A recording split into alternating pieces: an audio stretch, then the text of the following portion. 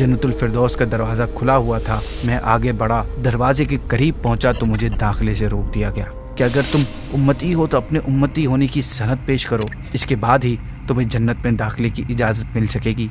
बग़ैर किसी सबूत के जन्नत में दाखिले की इजाज़त कैसे मिल सकती है? अब तुमसे बात रहम करम की नहीं होगी, कायदे की बात होगी। अंजाम से मत घबराओ, इस सिलसिले का आगाज़ तुमने ही किया है। अस्सलामु अलैकुम वरहमतुल्लाहि वबरकातुहू।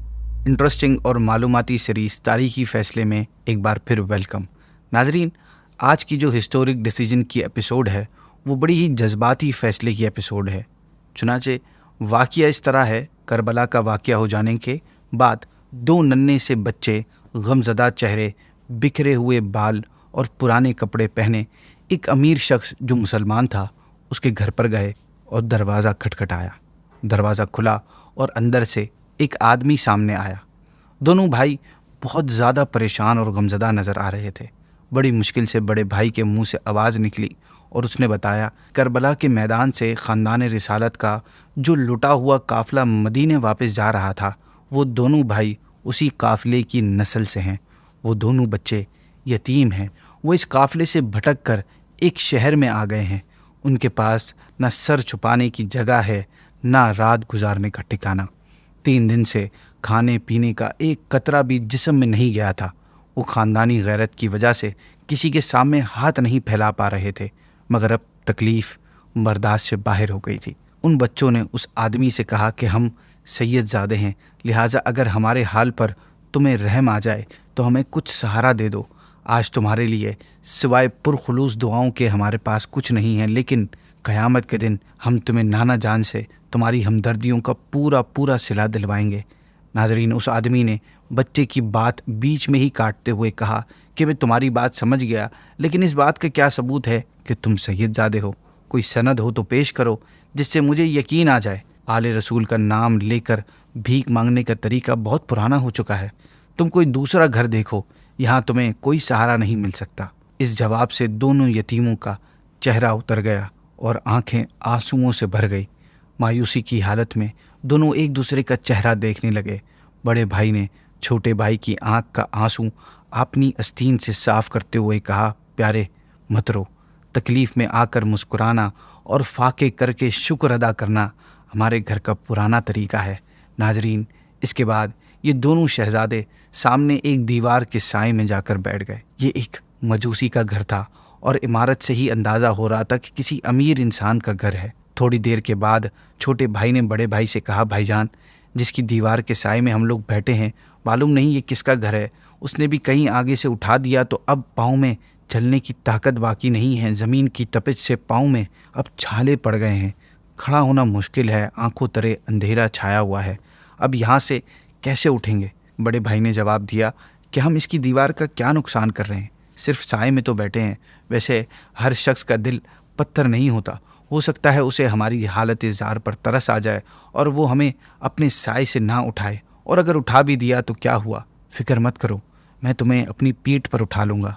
बातें अभी जारी थीं कि इनकी आवाज़ें सुनकर घर का मालिक, जो कि एक मजूसी यानी आग की पूजा करने वाला था, वो घर से बाहर निकला। बच्चों की आवाज़ों से उसकी नींद ख़राब हो गई थी।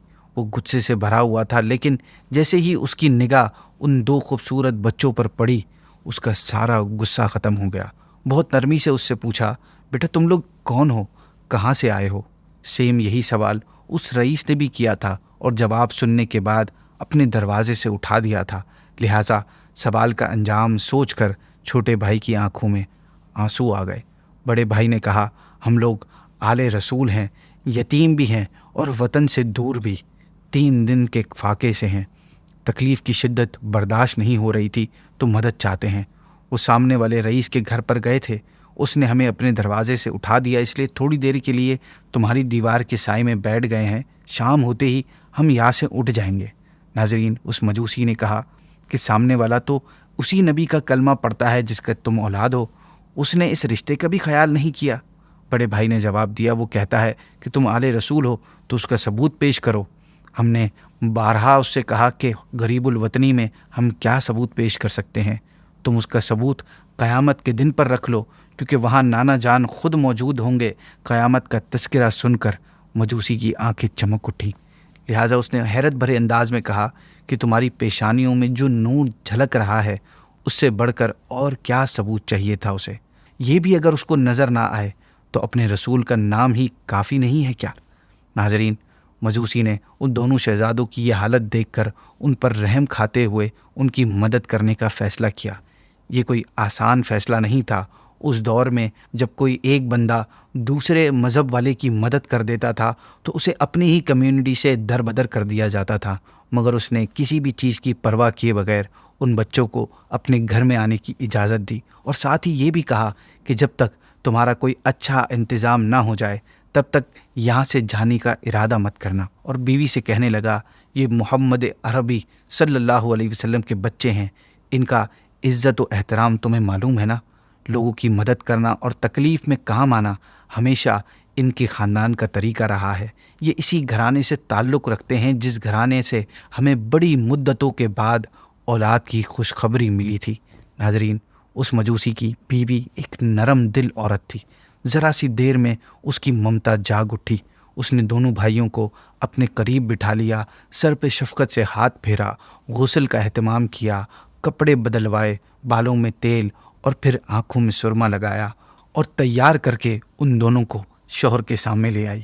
ان دونوں بچوں نے جب ان میاں بیوی کے دل میں اپنے لیے محبت، رحم کے جذبات اور ان کی خدمت دیکھی تو ان کی زبانیں ان کے لیے دعاؤں سے نہیں رک رہی تھیں۔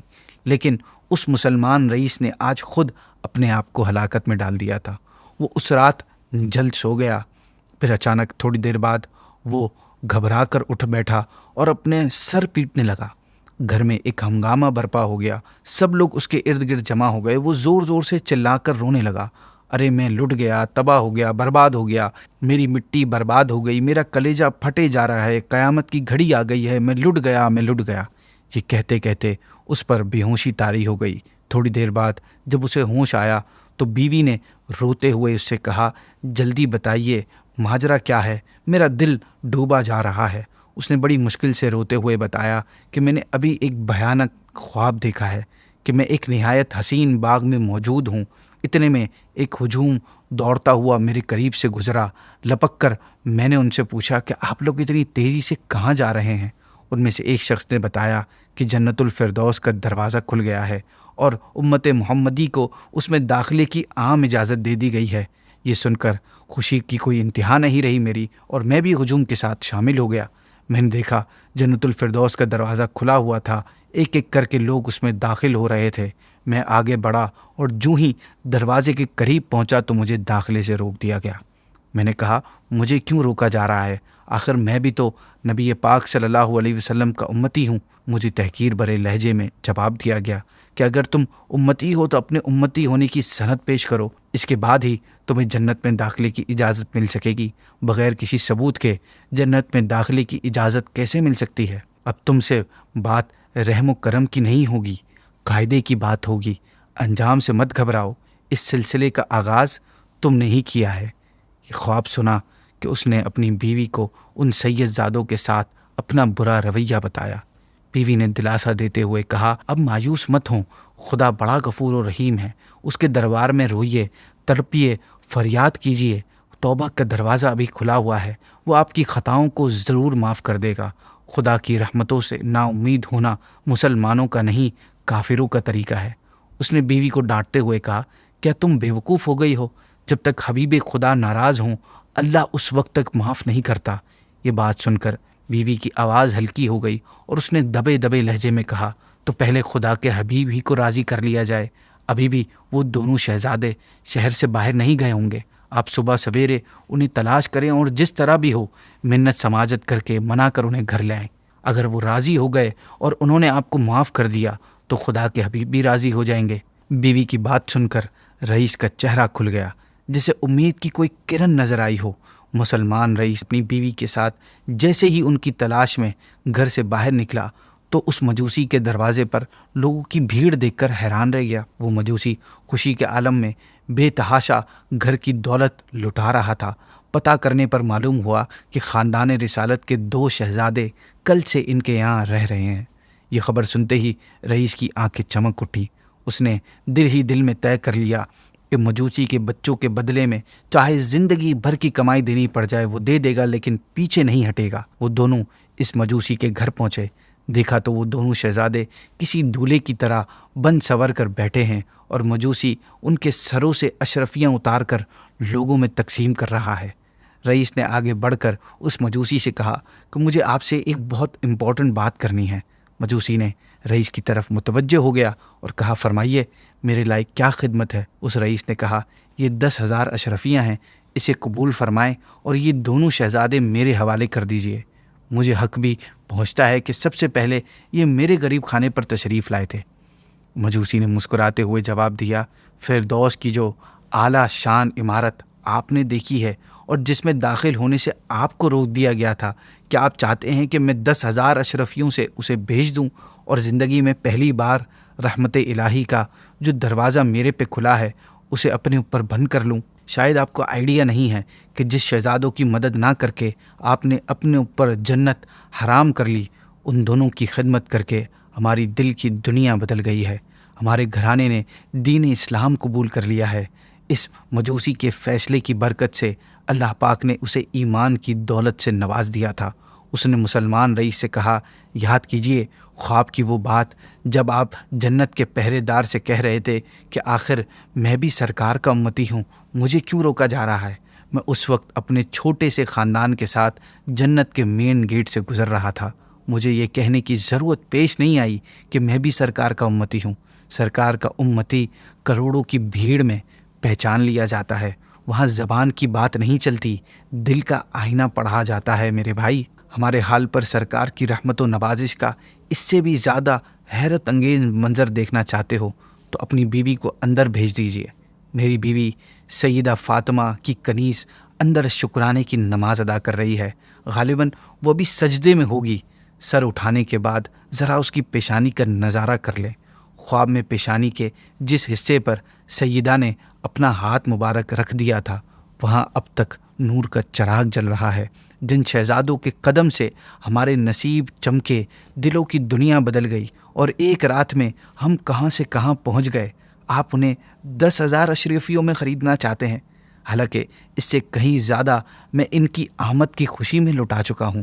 اب وہ میرے مہمان نہیں ہیں، وہ گھر کے مالک ہیں، ہم خود ان کے حوالے ہیں، انہیں کیا ہم کسی کے حوالے کر سکتے ہیں؟ اس نے مزید کہا کہ بھائی جان، آپ کا یہ سارا جوش عقیدت رات کے خواب کا نتیجہ ہے۔ خواب سے پہلے اگر آپ کی آنکھ کھل گئی ہوتی تو یہ بات بن سکتی تھی۔ اب اس کا وقت گزر چکا ہے، البتہ اپنی بد نصیبی پر شرمندگی کا وقت باقی ہے اور وہ ہمیشہ رہے گا۔ یہ ساری باتیں سن کر ناظرین، رئیس بے تحاشا رونے لگا۔ روتے روتے اس کی آنکھیں سرخ ہو گئی تھیں۔ بڑے شہزادے کی نظر جو ہی اس رئیس کی طرف اٹھی، اس کا دل جذبہ رحم سے بھر گیا اور اس نے رئیس سے کہا کہ ہم نبی کے گھر والے سارے زمانے کا غم اٹھا سکتے ہیں لیکن لوگوں کے آنسوؤں کا بوجھ نہیں اٹھا سکتے۔